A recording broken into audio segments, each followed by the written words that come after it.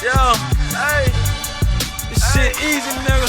Hey, all I'm talking about, nigga, I'm still out here trying to get it. Contender Regime Boxing checking back in with y'all, man. What's happening? What's going on? So I just want to address a couple of things with this whole Errol Spence Jr. and Terence Crawford thing that's going on. It's been going on for a minute, which is great for the fight. This is one of those legacy-defining fights. Just a fight that has to happen for the fans and for boxing in general. I mean, you got two excellent, highly skilled fighters and just two of the best in the world. And I definitely think the two best fighters, if you're just talking about overall skill and ability at the welterweight division. So we got to see this fight. But I just want to address a couple of things, man. Like, the first thing is something that we've already been talking about as far as with Terence Crawford. They talk about this whole legacy thing, like they want legacy fights.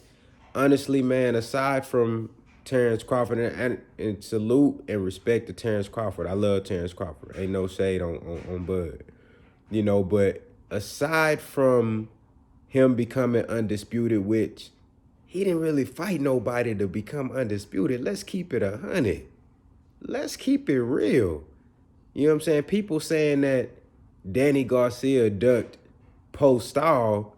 Man, by the time Danny Garcia was moving up to 147, he done been grew out of 140. He was at 140 for a long-ass time, beating everybody ass at 140. You know what I'm saying? People talk about the Mauricio Herrera fight. Yeah, that was a... You know what I mean? I actually had Maurice. I gave the edge to Herrera in that fight on points, but it was close enough to where, you know what I'm saying, you could give it to Danny, who was the champion, who was the top dog. You know what I'm saying? Shit, Mauricio Herrera ain't getting no knockdown. He ain't stopped Danny. You know what I mean? So look at the big fights that Danny Garcia had at 140 versus fucking Amir Khan versus Lamont Peterson, who that was also a tough fight, versus Lucas Matisse, when Lucas Matisse was considered the monster.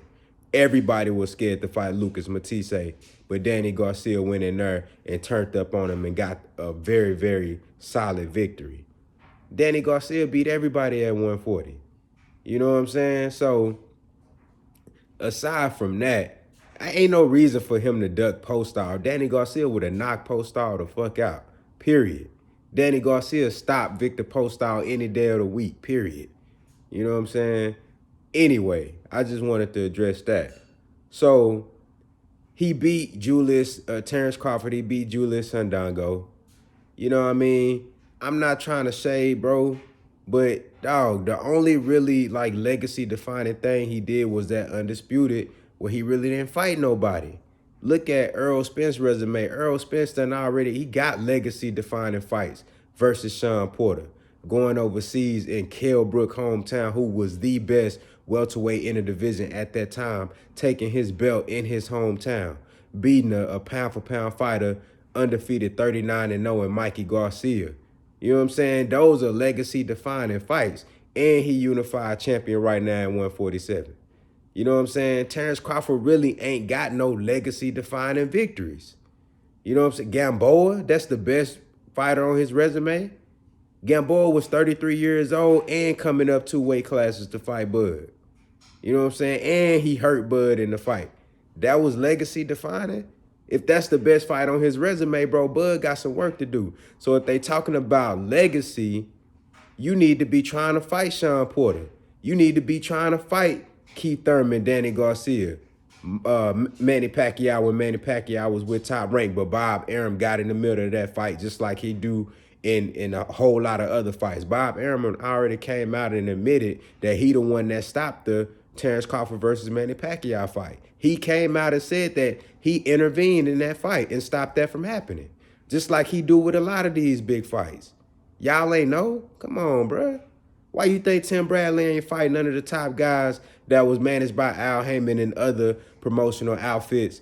Because Bob, come on, man, we're not even going to talk about that because, like, motherfuckers be want to act dumb when the topic of discussion don't benefit your agenda, you want to act dumb. You know what I'm saying? When the facts don't necessarily benefit the agenda you trying to push, motherfuckers want to act stupid. So okay, cool.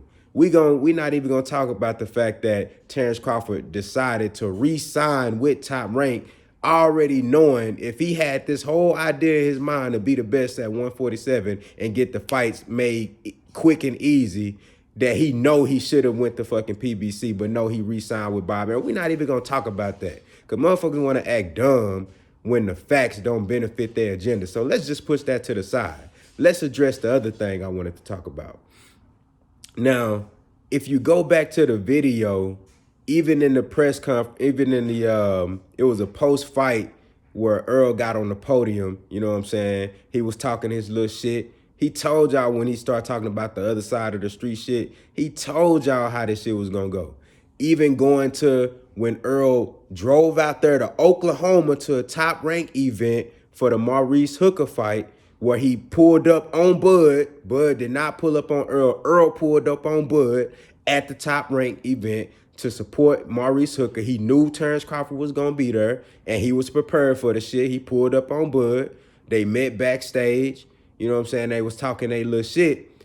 People get this shit right here misconstrued. When Earl said, why wouldn't I go, when Terence Crawford was like, oh yeah, y'all said, well, if I get a belt, you know what I'm saying, y'all will fight me, whoop-de-whoop, now I got a belt, now y'all want to go over here and all this. When Earl said, Sean Porter got a belt too, why wouldn't I go the easy route?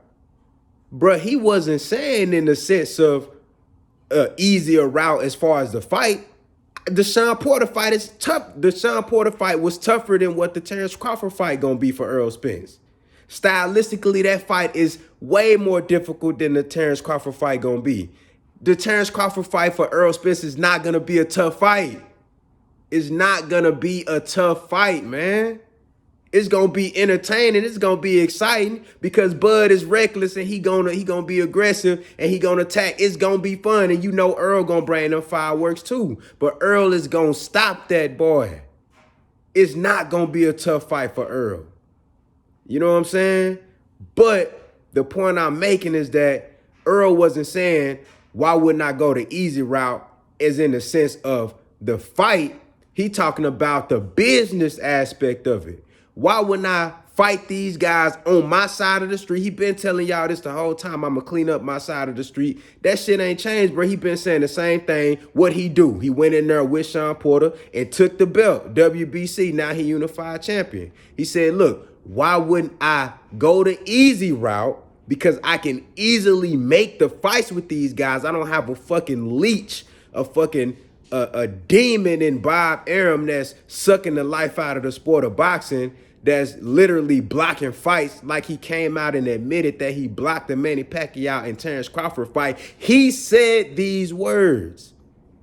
Errol Spence said, why wouldn't I go the easy route to fight the guys on my side who have belts so I can get the upper hand, go ahead and take as many belts as I can on my side, and then meet up with you. Before this accident, Earl had already took the belt. He took the belt from Sean Porter. He was already slated to fight Danny Garcia in January. So you know if he fighting in January, he planning to fight 3 times. That leaves 2 more slots open for, and that was going to be a mandatory. So you knock a mandatory out the way, and it's Danny fucking Garcia, a top 5, top 6 welterweight. You know what I'm saying? One of the best fighters in the world. That was going to be his mandatory in January. That leave him slated to fight 3 times in 2020. So that leave 2 more slots open for unification matches with Terence Crawford and Manny Pacquiao. Y'all don't see this shit, bruh. You don't see this shit, bruh. This shit easy to see, dog. Earl been telling y'all he going to fight Terence Crawford in 2020. He been saying that shit. He been saying that was the plan the whole time. You know what I'm saying? But the fight could have been made sooner than that if Bob Arum will take what they fucking deserve, which is a 30 or 40% split. You know what I'm saying? But now they're not going to take that. They want to be greedy. They want that 50-50. So you go earn your 50-50 by fighting Sean Porter. Now this shit happened. It's crazy how the universe worked. Now Earl on the shelf for a little bit right now. Terence Crawford, you can't afford to fight no more Kavaliauskas. You can't sit back on the bench and wait on Earl. You know what I'm saying? You gonna have to fight somebody. Now Kenny Porter, who actually make the deals over there with Team Porter. Sean Porter ain't the one who make the fights. Kenny Porter make the fights. He the one that discussed with Al Heyman about what they gonna do next. You know what I'm saying? So if Kenny Porter come out and say they want to fight, motherfucker, they want to fight. Don't be trying to talk like, oh, Sean Porter said that they friends and all that. Nah, if Kenny Porter, you think he ain't consulting with Sean Porter, that's his son. You think he gonna say some shit that Sean Porter don't approve of? Look, if Kenny Porter say they want to fight, they want to fight. Stop ducking, man. Stop acting like y'all don't know what's up, man. Fight Sean Porter. That's a legacy-defining fight. You say it ain't about money. If it ain't about money and it's about legacy, fight Sean Porter. That's a legacy-defining fight. You know what I'm saying? Get in the ring with Sean Porter. Make that happen while Earl on the shelf right now. Because Earl was already planning to fight 3 times in 2020, but due to unfortunate situations, plans change. So you can't sit back and wait on Earl. If you want to earn that 50-50, earn 50-50 by fighting some damn body. Because right now, your best fight on your resume is a 33-year-old Gamboa who came up 2 weight classes. That's the best fight on your resume, bro. And I love Terence Crawford, but I'm keeping it 100 right now. You dig what I'm saying? So, like I said, Earl doing everything that he said the fuck he was gonna do. You know what I mean? So I don't know why everybody trying to play this game like they, you know what I'm saying, like motherfuckers just bumped their head and forgot what was going on, bro. Earl doing everything he said he was gonna do, dog. You know what I mean? Terence Crawford, bro, you can't afford to fight no more Kavaliauskas. You can't afford to fight no more one-leg motherfuckers neither. You know what I'm saying? Every fight I see, bro, it's, dog, go watch Why I Think Earl Spence Beats Terence Crawford, part 1 and part 2, bro. If you can't see how clear and pristine I break that shit down, then motherfucker, you really just don't know shit about boxing. And if you have a difference of opinion, I ain't gonna say you don't know shit about boxing because shit, I ain't all the way 100% wrong. I'm like 97% right. You know what I'm saying? I'm like 90%. I'm not 97% in the green. You dig what I'm saying? But I ain't 100%. You know what I mean? So shit, I could be wrong, but the proof is going to be in the pudding, dog. And what's going to be crazy, brother, the wild shit is that after Earl stopped Bud brutally, after he beat Bud so brutally, dog, motherfuckers going to be like, bro, he should never been in there with Earl in the first place. You know what I'm saying? Come on, dog.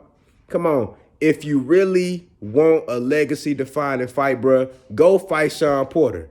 I'm hearing talks about him bringing up Jose Ramirez from 140 to fight at 147 for what?